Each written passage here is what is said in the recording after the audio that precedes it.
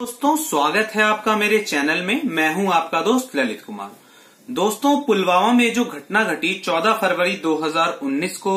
वो बहुत ही दुखद थी, जिसमें हमारे देश के 42 जवान शहीद हो गए और ये बहुत दुखद घटना थी। दोस्तों, इसी को आज हम कोशिश करेंगे कुंडली के माध्यम से समझने की, जिसमें हम सहायता लेंगे हमारे देश भारत की कुंडली की और हमारे माननीय प्रधानमंत्री नरेंद्र मोदी जी की कुंडली। देखिए दोस्तों, एक तो हम लेंगे लग्न कुंडली, जिसमें इनके जो लग्न के ग्रह हैं उनको हम दर्शाएंगे काले रंग से, और जो गोचर के ग्रह हैं उसको हम दर्शाएंगे लाल रंग से, ताकि समझने में आसानी रहे। दोस्तों देखिए दोस्तों, अगर हम 14 फरवरी 2019 के गोचर की तरफ एक नजर मारें तो इस दिन हम देखेंगे कि जो मंगल है वो मेष राशि में है और भारत की जो कुंडली है वो वृष लग्न की है, जिसमें मेष राशि पड़ती है 12वें घर में। देखिए दोस्तों, जैसा कि आप जानते होंगे कि जो 12वें घर में जब भी मंगल जाते हैं तो कहीं ना कहीं दुर्घटना के योग बनाते हैं, और कोई साधारण व्यक्ति हो तो उसकी दुर्घटना हो सकती है, वो पुलिस कोर्ट कचहरी के चक्कर में फंस सकता है। लेकिन क्योंकि हम एक देश के लेवल पे बात कर रहे हैं, नेशनल लेवल पे बात कर रहे हैं, तो उसने एक बड़ी दुर्घटना को अंजाम दिया, जिसमें देश के काफी सारे जवान शहीद हो गए। यहाँ आप एक चीज और देखिए, जो मंगल की दृष्टि पड़ रही है, क्योंकि मंगल है हमारे भारत देश की कुंडली में 12वें घर में, तो 12, 1, 2, 3 नंबर में राहु पहले से विद्यमान है, वहां उन्होंने दृष्टि डाली, जिसके कारण दृष्टि संबंध बन गया और कहीं ना कहीं इस तरह की घटना को उसने बढ़ावा दिया। दोस्तों, अब हम देखेंगे कि जो भारत देश की कुंडली है, लग्न वृष है, तो 7 नंबर में 8 राशि आएगी और 8 नंबर में गुरुदेव पहले से गोचर कर रहे हैं, तो कहीं ना कहीं इस समय देश के लोगों में धार्मिकता बढ़ेगी। देखिए दोस्तों, वैसे तो जो चंद्रदेव होते हैं उनको गोचर में हम लेते नहीं है, क्योंकि वो 2.5 दिन का ही गोचर होता है, पर ये एक बड़ी घटना थी और इस दिन जो चंद्र का गोचर था वो वृष राशि में ही था, यानी कि राहु के साथ, जिसके कारण उसने देश के सभी लोगों को कहीं ना कहीं मानसिक रूप से आघात दिया। कहीं ना कहीं सारे लोग ये सोचने पर मजबूर हो गए कि आखिर इस तरह की दुखद घटना क्यों घटी। अब दोस्तों, हम बात करेंगे भारत की कुंडली में वृष लगन है, तो जो शुक्र देव हैं वो भारत की कुंडली में गोचर कर रहे हैं 8 नंबर में, और छठे भाव का स्वामी आ गया 8 नंबर में, जिसने कहीं ना कहीं इस चीज को ये बल दे दिया है कि भारत सरकार एक बड़ा कदम जरूर उठाएगी। जैसा कि आप जानते होंगे, जब 6, 8, 12 के ग्रह 6, 8, 12 में आते हैं तो वो अच्छे माने जाते हैं। अब एक नजर डालते हैं हमारे देश के माननीय प्रधानमंत्री नरेंद्र मोदी जी की कुंडली पर, जो है वृश्चिक लगन की, ठीक है, जिसमें गुरुदेव बृहस्पति गोचर कर रहे हैं लग्न में, तो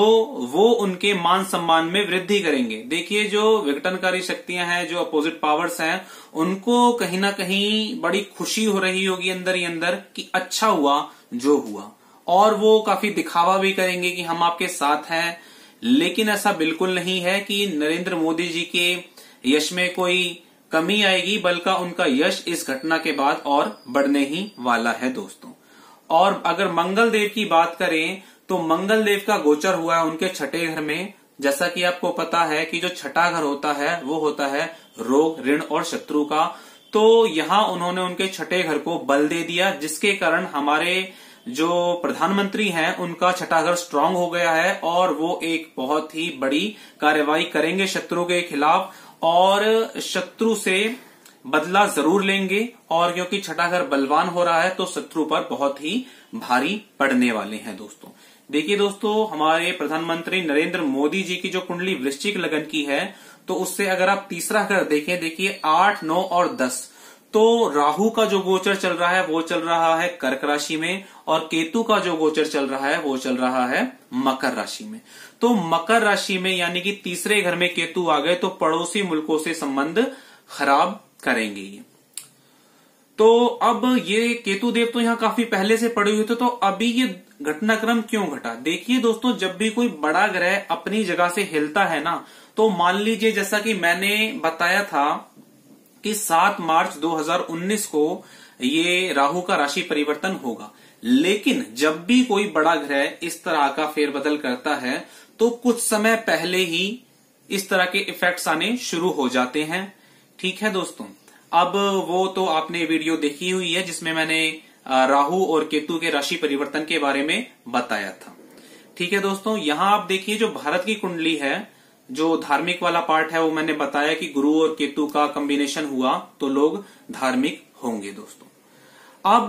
बात करते हैं हम कि आगे क्या होने वाला है, आगे क्या होगा, सेना क्या करेगी, हमारे प्रधानमंत्री जी क्या करेंगे और क्या भारत कोई बड़ा कदम उठाएगा। तो दोस्तों ये बिल्कुल श्योर बात है कि भारत पुलवामा का जो अटैक हुआ है इसमें एक बहुत ही बड़ा कदम उठाएगा, जिसमें पाकिस्तान के खिलाफ एक ऐसी कार्रवाई की जाएगी जो एक मील का पत्थर साबित होगी और हो सकता है वो आने वाले समय में पाकिस्तान का विभाजन भी करवा दे, जैसा पहले भी हो चुका है।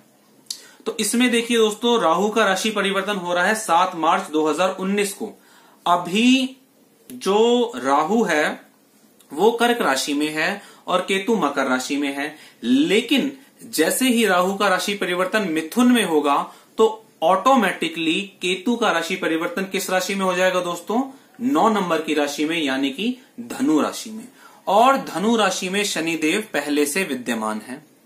तो यही शनि केतु का जो कॉम्बिनेशन है ना, यही प्रलयकारी बनेगा पाकिस्तान के लिए। ना तो पाकिस्तान को रात में चैन मिलेगा, ना दिन में चैन मिलेगा, रातों की नींद हराम हो जाएगी पाकिस्तान की इस समय में। ठीक है, तो मैंने पहले भी बताया कि 7 मार्च से 2-3 दिन आगे पीछे या 2-3 दिन बाद इस तरह की घटना घटेगी और आपको ऐसा देखने में मिलेगा कि हमारे देश की तरफ से, हमारी सेना की तरफ से और भारत सरकार की तरफ से, हमारे प्रधानमंत्री जी की तरफ से एक बड़ा निर्णय लिया जाएगा और उसमें बड़ी कार्रवाई की जाएगी जिससे शत्रु बहुत ही पिछड़ जाएगा। और इसमें एक चीज देखना आप दोस्तों कि पाकिस्तान का समर्थन करने वाला शायद ही कोई मिले, क्योंकि एक तो ये निंदनीय घटना है, कुंडली की बात अगर छोड़ दें तो निंदनीय घटना है ये, लेकिन इस जो गोचर क्रम बन रहा है इससे पाकिस्तान का साथ देने वाला भी जल्दी से कोई मिलने वाला नहीं है और हमारे देश के लोगों को कोई डरने वाली बात नहीं है। ठीक है, हमारे प्रधानमंत्री जी के 6ठे भाव में मंगल ने गोचर किया है, ये अच्छा ही परिणाम देगा। दोस्तों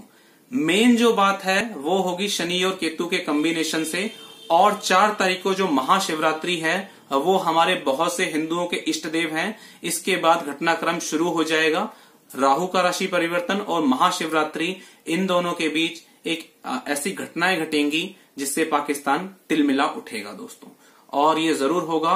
दोस्तों हम सब भारत के नागरिक हैं, चाहे हम किसी भी धर्म के हों, लेकिन इस घटना ने कहीं ना कहीं सबको मानसिक रूप से आघात किया है और हम सभी और मैं भी ये चाहते हैं कि भारत सरकार एक बड़ा कदम उठाए जिससे भविष्य में इस तरह की घटना ना घटे। तो दोस्तों ये मैंने कुंडली में हमारी भारत की कुंडली से और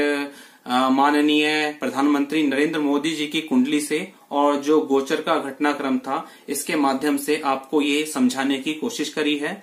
आशा करता हूं कि आपको कुछ समझ आया होगा कि ऐसा क्यों हुआ और ऐसा क्या अब होने वाला है दोस्तों। तो दोस्तों आज के वीडियो में बस इतना ही, आपसे विदा लेना चाहूंगा दोस्तों। इस वीडियो को आगे पहुंचाइए ताकि हमारे देश के लोग इसे देख के सतर्क हो सकें और पता चले कि कब ये घटनाक्रम घटने वाला है दोस्तों। चलिए दोस्तों इसी के साथ विदा लेता हूं। नमस्कार दोस्तों, जय श्री राम, जय हिंद, जय भारत।